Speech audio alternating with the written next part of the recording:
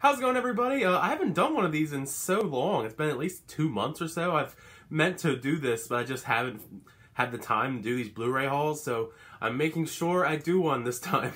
Hopefully you actually missed me doing these Blu-ray hauls. If you actually missed, me doing them, feel free to leave a like. But anyways, let's just get into it. Starting things off, because I love my steelbooks, and these kind of go hand in hand, so I'm just going to show them both at the same time.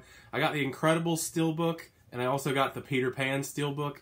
Both really solid films. I really like the sequel to Incredibles that came out a couple weeks ago. If you haven't seen my review for that, be sure to do so.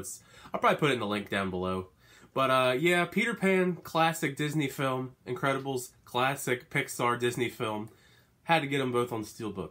My next pickup is actually something I picked up a couple days before it actually was supposed to be out. I just randomly saw it on the bottom of a shelf in the Blu-ray DVD section at Walmart, and I figured might as well get it now, so I'm gonna do it in a couple days, and that is Love, Simon. I think this is still probably one of my favorites of this year, because I keep forgetting it came out this year at the beginning, because I saw it so many months in advance, because there was so many advanced screenings for this film. I feel like there was too many, actually, because I'm used to there being like 1 or 2 advanced screenings, but there was like, for like a good 2 months there was like advanced screenings for Love, Simon for like a couple screenings for weeks, and it went on for like a month or 2, and I was crazy, and I was tired of getting updates for their screenings. But this is definitely a classic. It's a coming-of-age film about, well, you probably know what it's about. Love, Simon's pretty popular, but I think this is still probably in the top 10 or so of the films I've seen this year. I haven't really done a ranking. I'll do one later on in the year, because, we're only halfway through. But yeah, definitely recommend Love, Simon. This next film is probably another one I'd put in my top 10 of the year I've seen so far. Some people feel differently. It's one of those, divided fan base movies, and that is Annihilation. I mean, I like sci-fi. I like Alex Garland as a director and a writer. He's done a great job in many other things. There's another movie of his that I'm going to get to later, spoiler. But this is just such a fascinating, interesting sci-fi film, and it's got great visuals. I mean, Natalie Portman and Oscar Isaac, they're all great in this film. It's just a little out there, a little bit too out there with the themes in the film, and I can see why people don't like it, but I like it. It's really fascinating. It gets a little too wild in the third act, but I thoroughly enjoyed this film. Definitely recommend Annihilation. This next one was kind of just a random purchase. I was just going through Walmart one day, and I just saw it, and it was really cheap, so I figured why not. And that's the Scream Factory version of Halloween 2. This film technically isn't even canon anymore, because the reboot that comes out in October wipes the slate clean of every movie that happened after the original. But I wanted to rewatch all the Halloweens, because I actually don't own any of them, even though I've seen all of them many times. So I want to just buy them all and rewatch them all before I see the reboot in October. So I figured this one was the cheapest, and it's the only one I could find. So why not start with this one? I mean, I've already seen it, but I definitely recommend any Halloween film. This next one is a film I really loved, but I just never owned on Blu-ray for some reason. I just randomly thought about it. Then I just looked it up on Amazon, and I saw it for a great price, and, I can't resist Amazon Prime, so that is Fanboys.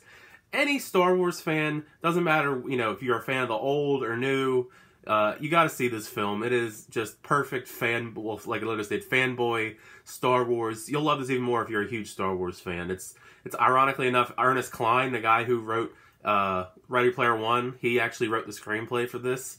And it's just perfect nostalgia. It's about this group of friends. Their one friend's dying. He has a terminal cancer, so they want to take a cross-country road trip to steal a print of the Phantom Menace, because this set in 1998, 1999 or so. So they want to go cross-country, take a print of Episode 1 from Skywalker Ranch so he can see it, before he dies. And it's just a really fun road trip movie, just set with Star Wars. It's got some great cameos from different people that have played Star Wars characters in the past. You got Billy D. Williams, Carrie Fisher, Ray Park. I mean, it's just such a fun movie that if you're a fan of Star Wars, you have to have this movie in your collection. It's probably one of the better movies from the past that was like set all around Star Wars. Next up, we got a controversial one, because I know a lot of people didn't like this movie. I didn't hate it. I'm not saying I loved it though, but it's the steelbook for Pacific Rim Uprising. Now, don't get me wrong. I didn't think it was as good as the first one that was, done by Guillermo del Toro, but there's some fun to be had with this. Yeah, it's a big, dumb action movie, but I mean, with giant robots fighting monsters, but I mean, there's not a lot of, do you expect a lot of depth with these movies, to be honest? Even the first one didn't have like that much depth, but I actually liked John Boyega in this. He's kind of like one of the only reasons I like this movie, but I'm a big kaiju fan, so I'm just a sucker for anything kaiju. And another controversial pickup, I actually had to order this from overseas because we didn't get a steelbook version, but this is the steelbook version of Tomb Raider, the rebooted one with Alicia Vikander. I actually had a lot of fun with this movie. I know there's a lot of people I'm friends with, you know, they didn't like the movie as much. I can see why they didn't, but I thought it was an okay, fun reboot to the Tomb Raider films. I like this more than the two that Angelina Jolie did in the early 2000s. It's just like a more gritty, you know, they took the games that were more recent and rebooted those instead of the old style Tomb Raider games on the PlayStation 1. I like Alicia Vikander in this role. I don't think this film did well enough to get another one, but I can at least enjoy this one, I guess, until they probably reboot it again, if they do. These next three are kind of grouped together, so I'm not going to show them individually, but they're all three are Godzilla films, so I had to get them on Blu-ray, because I don't own a lot of the Godzillas on Blu-ray. All I'm going to, well, not all of them are all actually on Blu-ray, but the ones that are, I'm definitely going to grab them all. But this is, you know, King Kong versus Godzilla, another classic Godzilla film that I had to get, you know, before they rematch in 2020. And then you got Godzilla versus the Smog Monster. This is another one of those weird Godzilla films from the early 70s. It's definitely one of the weirder ones, you know, pollution, you know, anti-pollution and all that. And finally, I got one of the double packs, which is Godzilla vs. Destroya and Godzilla vs. Megaguirus.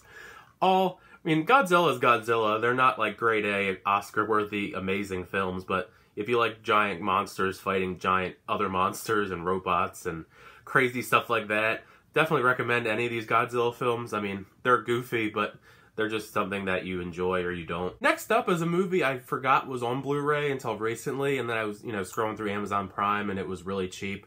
So I had to pick up The First Problem Child on Blu-ray.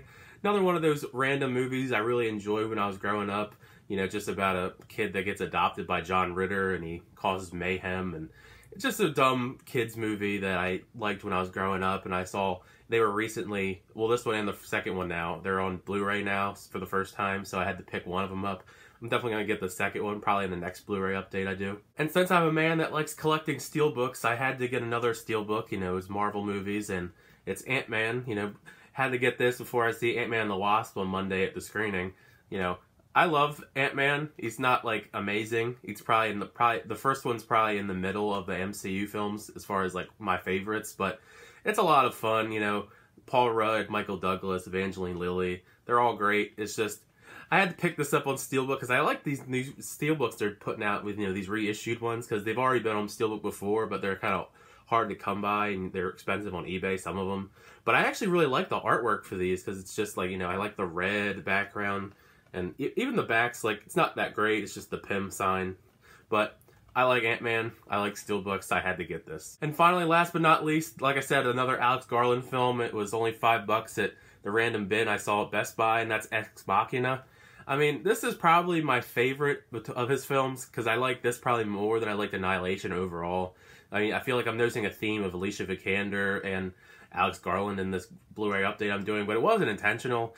Another great performance. I think this is probably my favorite performance from Alicia Vikander, because it has a lot of depth, and this movie is definitely got some odd themes to it. Well, not even just, now think about even Oscar Isaac's in this, so it's like a random theme I keep noticing throughout this. There's a couple people throughout everything I got. But definitely recommend this. It's only $5 at Best Buy right now. I thought that was like a great deal. So yeah, that was a huge Blu-ray haul I got this month. A lot more than I'm used to doing. But I'm glad you stuck around for everything. But let me know what you thought of the pickups, or you recommend anything I pick up in the future. Also, like I said before, feel free to leave a like. Hit the subscribe button to catch up with all my other Blu-ray hauls. I do movie reviews, trailer reactions, all that jazz. But until the next time, I'll see you guys later.